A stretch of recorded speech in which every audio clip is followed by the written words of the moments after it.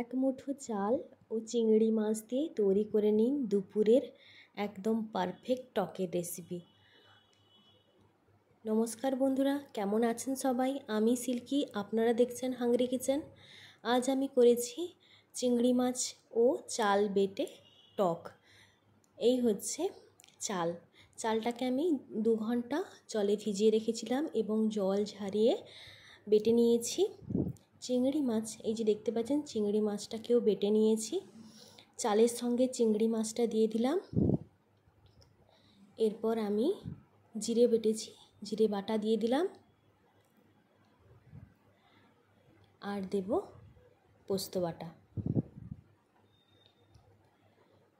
তো এই গরমে এই রকম চিংড়ি মাছ দিয়ে চালের টক খুবই ভালো লাগবে। তো আপনারা অবশ্যই বাড়িতে ট্রাই করবেন এবং দেখুন আমি কিভাবে করি।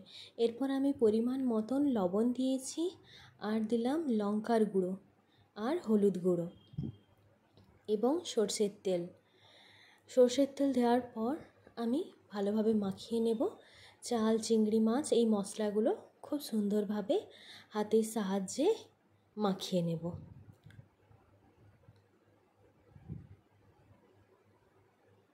এইভাবে বড়া করবেন, সত্যি খুবই ভালো লাগবে। এই বড়ার জন্য আমার লাগবে তেঁতুল। তো আমি তেঁতুলটা পরিমাণ মতো নিয়েছি, যতটা আমার বাড়িতে টক খায় সবাই সেরকম অনুযায়ী নিয়েছি। আপনারা আপনাদের মতন নেবেন। যদি টক বেশি খান তো তেঁতুল বেশি নেবেন, যদি কম খান তাহলে তেঁতুল কম নেবেন।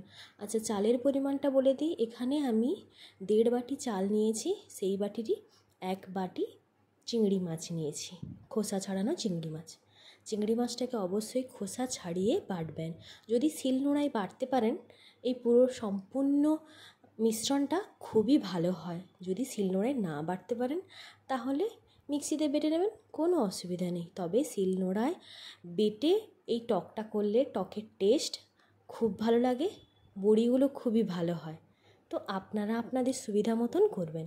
এরপর আমি কড়াই চাপিয়ে সর্ষের তেল দিয়েছি। সর্ষের তেল দেওয়ার পর 2টো শুকনো লঙ্কা দিয়েছি, 5 ফোড়ন দিয়েছি, আর লঙ্কার গুঁড়ো, হলুদ গুঁড়ো, লবণ দিয়েছি। এরপর আমি তেঁতুলের পাল্পটা দিয়ে দিলাম, পরিমাণ মতো জল দিলাম। এরপর ফুটিয়ে নেব। প্রথমে আমি বড়াটা একটু একটু করে ছাড়ছি, দেখছি যে সব কিছু ঠিকঠাক আছে কিনা, বড়াটা ভেঙে যাচ্ছে কিনা। চালের পরিমাণ এবং চিংড়ি মাছের পরিমাণ ঠিক থাকলে বড়াটা ভাঙবে না, কিন্তু যদি কোনো একটা খুব বেশি এবং কোনো একটা খুব কম হয়ে যায় তাহলে কিন্তু ভেঙে যেতে পারে। তো দেখলাম যে ভাঙেনি, আমি দেখেই নিয়েছি যে ভাঙেনি বড়াগুলো। এরপর থেকে আমি চামচের সাহায্যে এইভাবে দিয়ে দিচ্ছি। যদি আপনারা একদম গোল গোল করতে পারেন তাহলে কি করবেন, একটা ছোট্ট চামচ নেবেন, চামচ নিয়ে ছাড়বেন, দেখবেন গোল হবে। কিংবা হাতের সাহায্যেও করতে পারেন। আমি এখানে চামচের সাহায্যে করেছি, আপনারা আপনাদের সুবিধা মতন করবেন। সবগুলো আমার ছাড়া হয়ে গেছে। এই দেখতে পাচ্ছ কিভাবে ফুলে উঠেছে এবং এবং কতটা সুন্দর দেখাচ্ছে বড়াগুলো।